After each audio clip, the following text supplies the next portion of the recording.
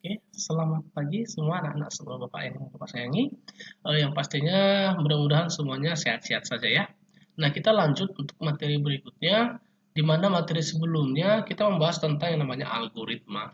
Nah, hari ini kita membahas bagaimana sih sebenarnya flowchart itu, apa sih sebenarnya flowchart itu, dan apa hubungannya antara algoritma dengan flowchart. Dan yang terakhir nanti kita akan membahas struktur dasar dari pemrograman aplikasi C++-nya.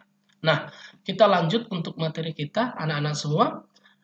Di materi sebelumnya kita sudah membahas tentang apa itu sebenarnya algoritma. Jadi sebenarnya algoritma itu adalah urutan instruksi untuk menyelesaikan sebuah masalah. Jadi ada urutan. Nah, misalkan kita ambil sebuah contoh karena nanti ada hubungannya dengan flowchart ya anak-anak semua. Nah, misalkan kita ambil dua baik-baik, setiap perancangan dalam sebuah algoritma itu harus memiliki susunan atau urutan dimulai dari kelompok input, lalu proses, lalu output. Berarti yang pertama input. Apa yang harus kita masukkan untuk menghitung atau sebelum mendapatkan hasil hitung luas persegi panjang? Berarti yang kita input adalah panjang dan lebar. Kenapa harus kita input panjang dan lebar? Berarti di sini masukkan panjang, lalu masukkan lebar. Nah, kenapa kita harus input panjang dan lebar, Pak? Jawabannya jelas, karena untuk mencari luas persegi panjang dibutuhkan berapa nilai panjangnya, berapa nilai lebarnya. Nah, itulah kira-kira jawabannya. Nah, yang berikutnya, apakah kita butuh nilai tinggi? Jelas tidak butuh. Kenapa? Karena untuk menghitung luas persegi panjang tidak butuh nilai tinggi. Yang dibutuhkan hanya panjang dan lebar. Nah, kita lanjut bagian yang berikutnya. Berarti karena input sudah selesai, maka kita lanjut ke bagian yang kedua adalah proses. Nah, bagaimana prosesnya? Langsung dibuat di dalam urutan yang berikutnya adalah luas. Sama dengan apa rumusnya? Panjang kali lebar. Nah, maka bagian yang berikutnya, perlu nggak Pak kita masukkan proses untuk keliling? Keliling sama dengan bla bla dan seterusnya? Jawabannya tidak perlu. Kenapa? Kita ikuti sesuai dengan judul yang diinginkan, yaitu algoritma untuk mencari luas. Kalau seandainya judulnya adalah algoritma menghitung luas dan keliling, berarti proses keliling butuh. Paham ya nak ya?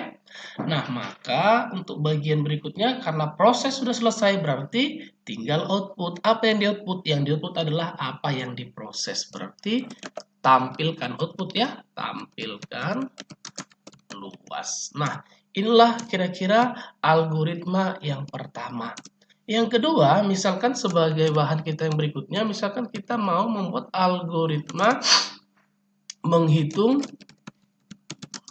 hasil jumlah kurang kali bagi dari dua bilangan.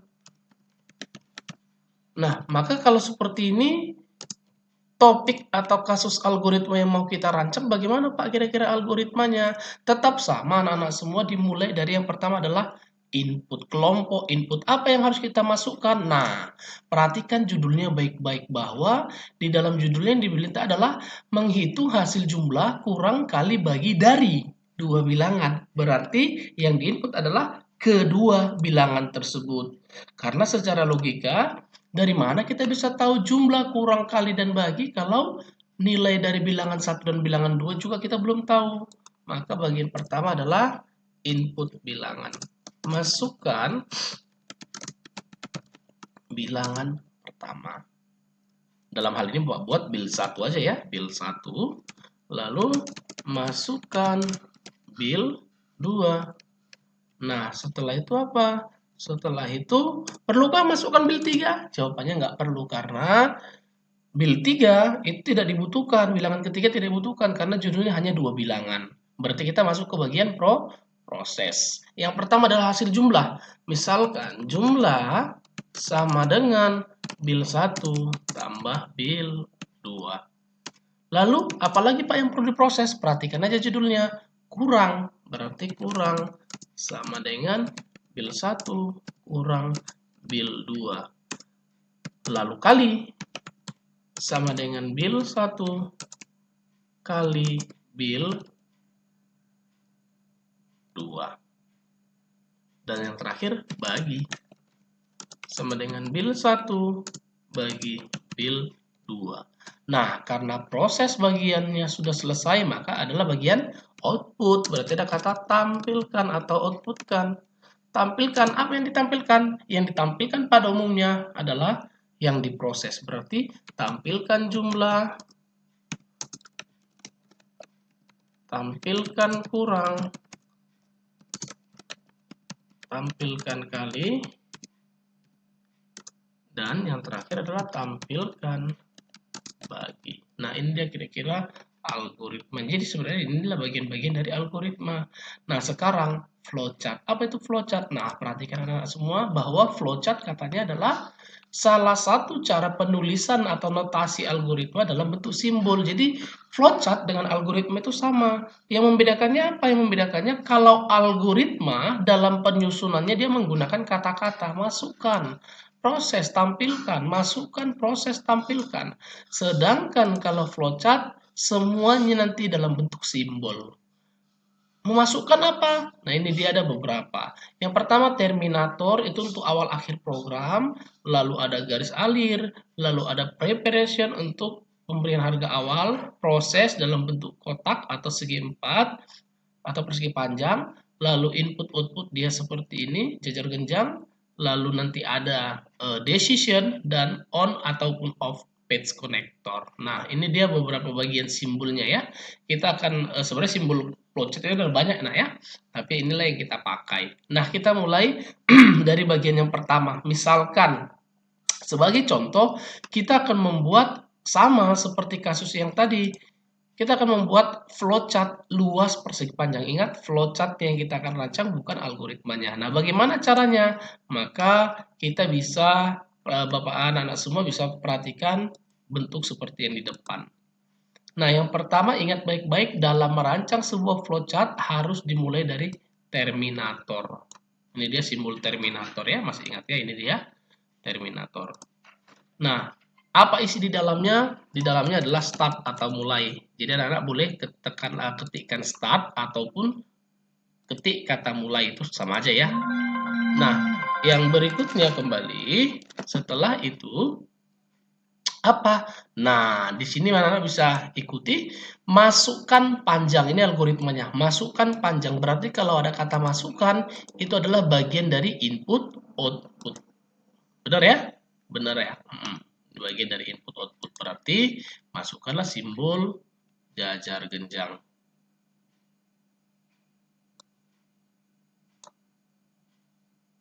Nah, apa isi di dalamnya? Sesuaikan aja seperti algoritma itu. Masukkan panjang dan lebar. Berarti di sini kita ketikkan panjang, lebar. Oke. Nah, yang berikutnya jadi anak-anak semua bisa langsung masukkan sekali dua seperti ini atau simbolnya bisa aja dua ya, input outputnya. Nah, lalu yang berikutnya apa? Yang berikutnya adalah proses. Lihat ini ada simbol sama dengan, berarti ini adalah proses. Nah, untuk proses bagaimana? Anak-anak boleh lihat proses dia bentuknya seperti ini. Oke. Nah, maka untuk proses berarti berbentuk ini ya. Nah, di dalamnya ini apa? Tinggal diketikkan isi prosesnya. Luas sama dengan panjang kali lebar. Yang terakhir apa? Yang terakhir perhatikan lagi algoritmanya.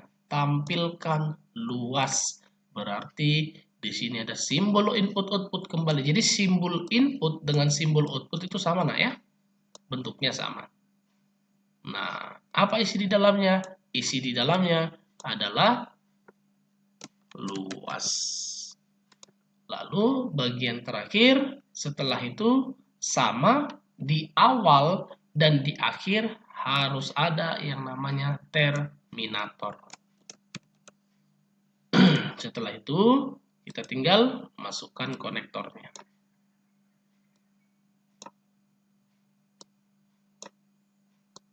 Nah, ini dia sudah jadi adalah simbol flowchart kita.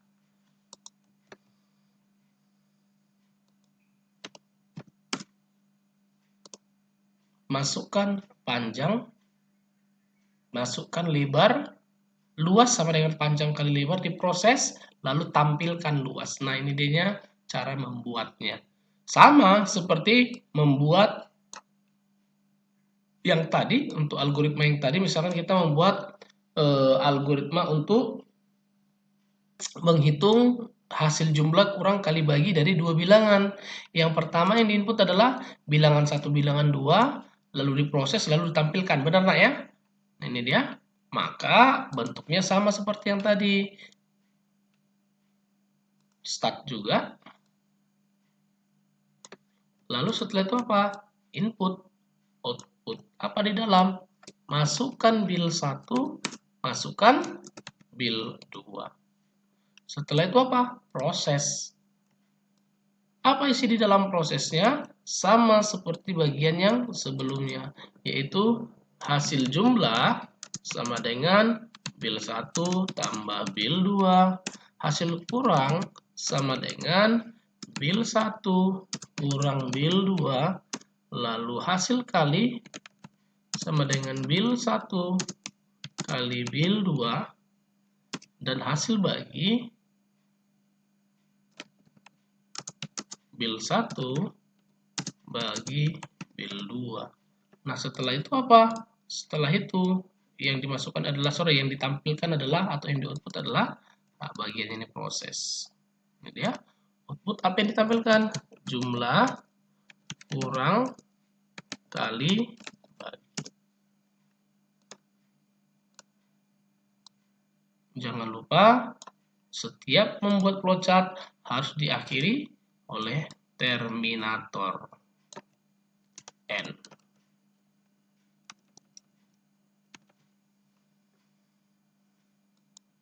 Nah, inilah kira-kira anak-anak semua untuk merancang flowchart. Bapak rasa ini tidak rumit sekali ya. Nah, inilah kira-kira bagian-bagiannya. Sekarang kita masuk untuk bagian yang berikutnya adalah pembuatan C++-nya. Bagaimana konsep dan lain sebagainya, kita akan masuk.